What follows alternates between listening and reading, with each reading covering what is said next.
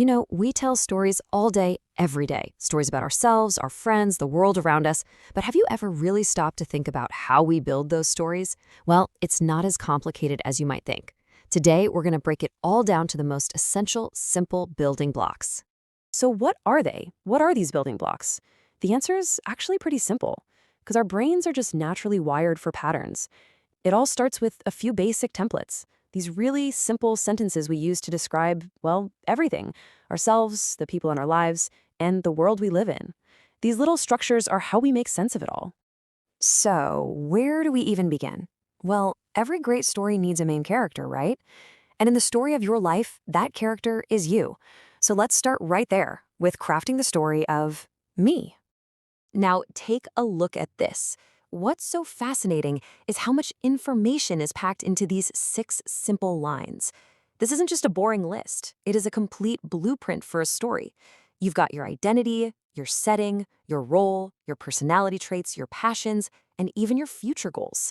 It's an amazing snapshot, a formula that lets us quickly tell someone who we are. It's the foundation for everything else. Okay, so once we've got that basic factual profile down, we start adding the color, the emotion, our past. This quote right here about childhood memories, it's the perfect example of how we jump from just facts to actual feelings.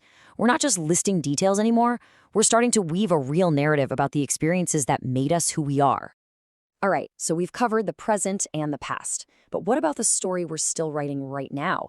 That's where our dreams and aspirations come in, like our dream job. And this isn't just about what we want to do for work. It's a story about wanting to help people, about succeeding, and about building a better future. It's really the next chapter in our personal story. Of course, our stories don't just happen in a bubble. The next crucial building blocks are all the supporting characters, the people who influence us and shape our journey. So let's talk about how friends and mentors fit into our narrative.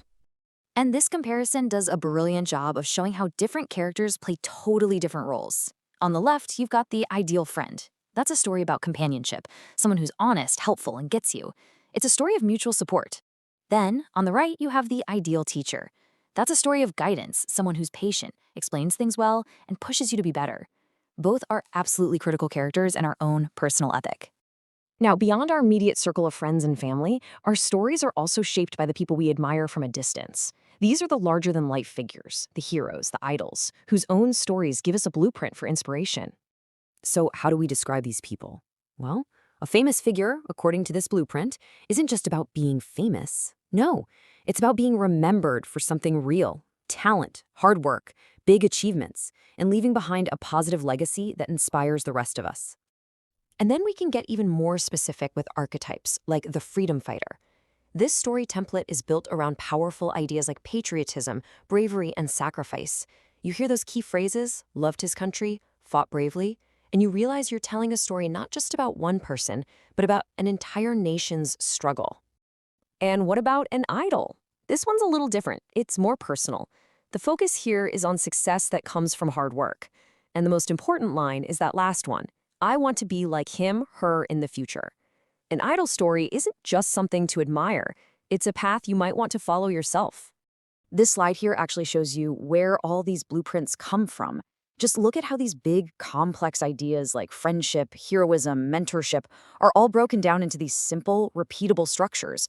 It just goes to show you that storytelling isn't some kind of magic. It's a craft. It's built on these proven formulas that help us make sense of the world. Okay, so we've covered the who in our stories, ourselves and all the people around us.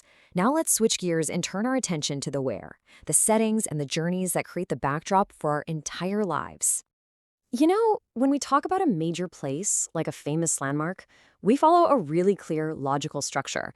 This slide lays it out perfectly. You say what it is, its history, what it looks like, and why it's important. See? You're not just spitting out facts, you're actually telling the story of the place itself. But telling someone about a personal journey is totally different from describing a building. When we tell the story of a trip, the focus shifts completely to the experience.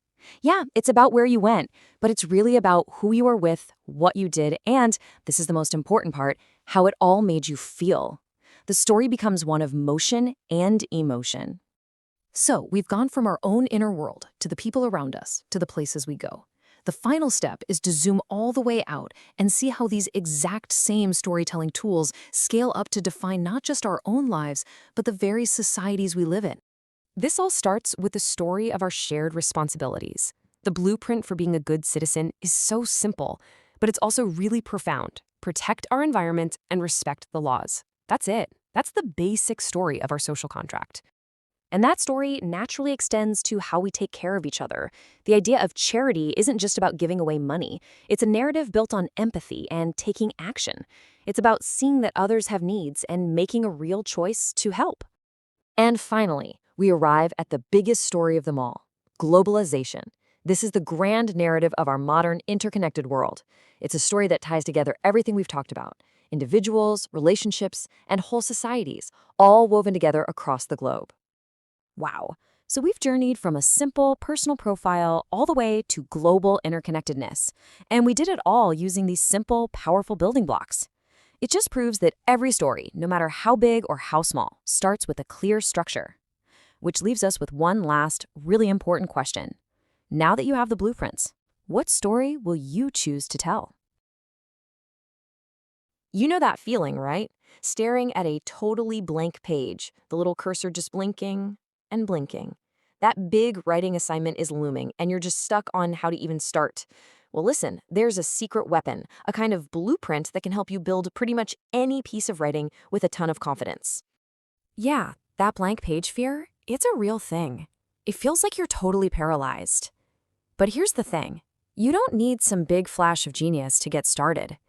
It's all about having a game plan, about knowing how to lay down that first brick and then the next one. And that's exactly what we're going to break down right now.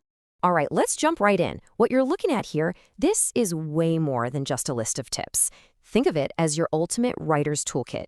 Each part of this gives you a powerful, reusable framework, basically the building blocks for just about anything you need to write. So, first things first, we're going to start with the fundamentals, just describing the world around you. This is what we'll call sequence 1. It's all about getting comfortable talking about places, people, events, all the external stuff. And trust me, getting this down is absolutely key. It's the foundation for everything else. Okay, so let's try starting with a place. See how the guide gives you this instant structure? It asks you the simple questions: the what, the where, the when, and the who. It's like a cheat code to get your thoughts organized right away. And here's a really cool trick hidden in the grammar.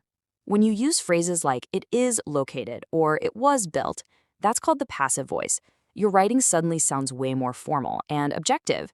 It's a small change, but it makes you sound like an expert, almost like you're writing for an encyclopedia. So what about describing a person? Well, we can use the exact same idea.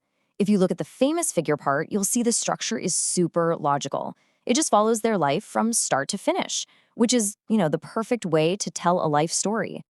And the secret weapon here, it's the simple past tense. Words like was born, grew up, worked. It's basically the language of storytelling. It puts everything on a timeline and walks the reader through their life. Super simple, super direct, and it just works. And this same logic works for turning any event into a story, like describing a trip.